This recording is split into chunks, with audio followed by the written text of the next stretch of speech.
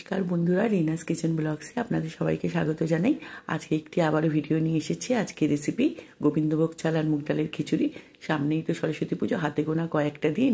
তবে দেরি না করে আমরা দেখে নেওয়া যাক সরস্বতী পুজোতে আমরা সবার খিচুড়ি করি বাড়িতে, তা কীভাবে করি। আমি প্রথমেই কড়াইতে আমি মুগ ডাল দিয়ে দেবো।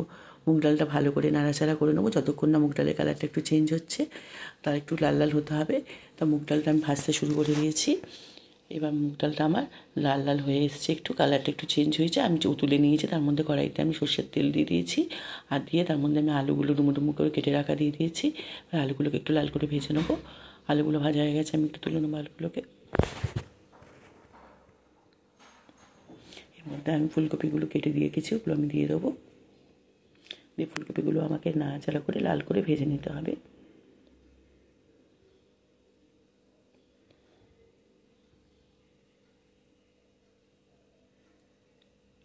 ফুলকপিগুলো লাল হয়ে গেছে, আমি এবার তুলে নিচ্ছি ফুলকপিগুলো। কড়াইতে তেল দেবো একটু সামান্য, দিয়ে তারপর সাদা জিরে, তেজপাতা, শুকনো লঙ্কা, আর দেবো কাঁচা লঙ্কা, আদা বাটা,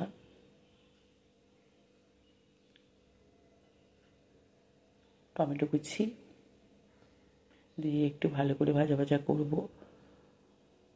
তার মধ্যে লবণ দেবো, হলুদ, গুঁড়ো জিরে,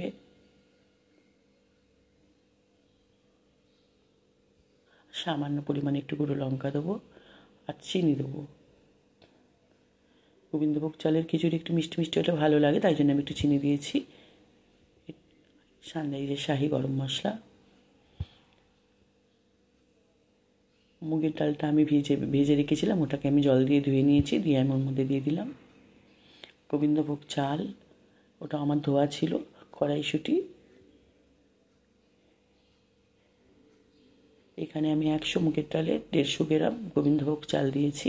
আমি ওটাকে হাঁড়ির মধ্যে ঢেলে দিয়ে আমি একটু জল ঢেলে দিয়েছি, আর তার মধ্যে ভেজে রাখা ফুলকপি আর আলুটা আমি ওর মধ্যে দিয়ে দিলাম। দিয়ে সামান্য উপর ধনে পাতা ছড়িয়ে দিলাম ওপর থেকে, আর আমি কিছুক্ষণ চাপা দিয়ে রাখবো।